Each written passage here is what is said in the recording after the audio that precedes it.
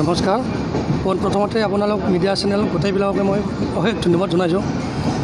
মই আজি 2007 চনৰ 4 এপ্ৰিলত ভাৰতীয় সেনা বাহিনীত যোগদান কৰি সুকলমে 17 বছৰ 26 দিন কমপ্লিট কৰি পেলাই দেশৰ সেৱা খতম কৰি মই ঘৰলৈ উভতি আহিছোঁ।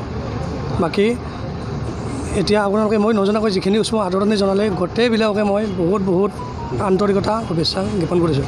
আচলতে ভাৰতীয় সৈন্যত চাকৰি কৰাটো এক গৌৰৱৰ বিষয়। আপুনি সুকলমে নিজৰ দায়িত্ব পালন কৰি আজি আহিছে, নিশ্চয় কি ক'ব? খুবেই ভাল। বাকী আমাৰ যিখিনি উঠি অহা নৱপ্ৰজন্ম অসমৰ গোটেইবিলাক মই সেইটো আহ্বান কৰোঁ। ভাৰতীয় সেনাত চাকৰিটো খুবেই ভাল, আহিব লাগে সকলোৱে, গোটেইখিনি আহিব লাগে, বহুত ভাল।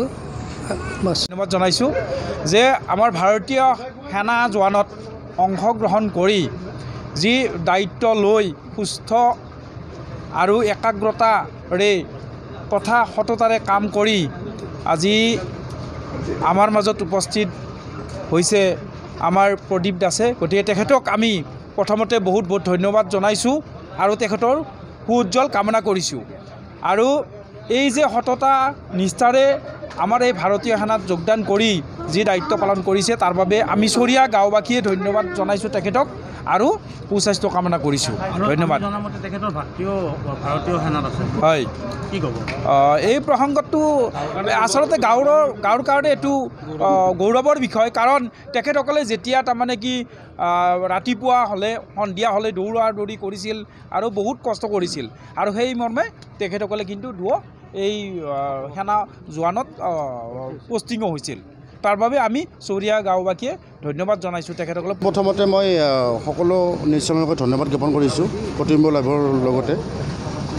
আমাৰ নলবাৰী জিলাৰ বাজনীৰ অন্তৰ্গত চৰিয়া গাঁৱৰ সুসন্তান প্ৰদীপ দাস আমাৰ মাজত আজি আহিছে। কেনেকৈ আহিছে আমি সকলোৱে অৱগত। তেওঁ ভাৰতীয় জোৱান, তেওঁ আজি 2007 চনৰ পৰা তেওঁ তাত মানে কৰ্মনিষ্ঠাবান হিচাপে কৰ্ম কৰি আজি এই 2024 চনৰ 1 মে'ৰ দিনাখন তেওঁ যে আমাৰ এই নলবাৰীৰ আমাৰ ৰেল ষ্টেচন উপস্থিত হৈছে, আমি সঁচাকৈ আনন্দিত।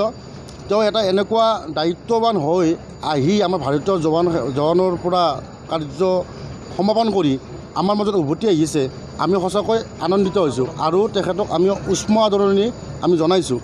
আৰু চৌদাবাসী ৰাইজৰ লগতে আমি চৰিয়া যুৱ সংঘৰ ফালৰ পৰা, আমি চৰিয়া অঞ্চলৰ পৰা আমি তেখেতক উষ্ম আদৰণি জনাইছোঁ আৰু স্বাগতম জনাইছোঁ। আৰু এই যুগতে আমি তেখেতসকলৰ পৰিয়ালৰ যি আৰু এজন মোৰ দাদাসম ৰাজেশ দাস, তেওঁ ভাৰতীয় সেনা ইতিমধ্যে তেওঁ কৰ্মৰত, তেওঁ ইতিমধ্যে চলি আছে তেওঁৰ চাকৰি জীৱন।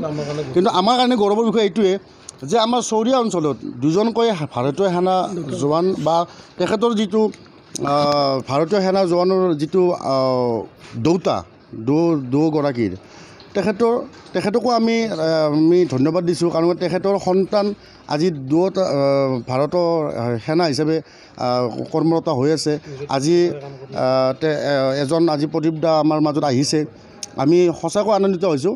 আমাৰ মানে চৰিয়া গাঁৱত এটাই মই আহ্বান জনাম যে সকলোৱে যাতে এই বস্তুটো ল'ব লাগে যে আমাৰ উঠি অহা ল'ৰাবিলাকে যাতে কিছুমান বস্তুৰ পৰা দূৰত থাকি শক্তিবিলাক যাতে বেলেগ হেৰিত অপচয় নকৰি ভাল কামত শক্তিবিলাক নিয়োগ কৰে।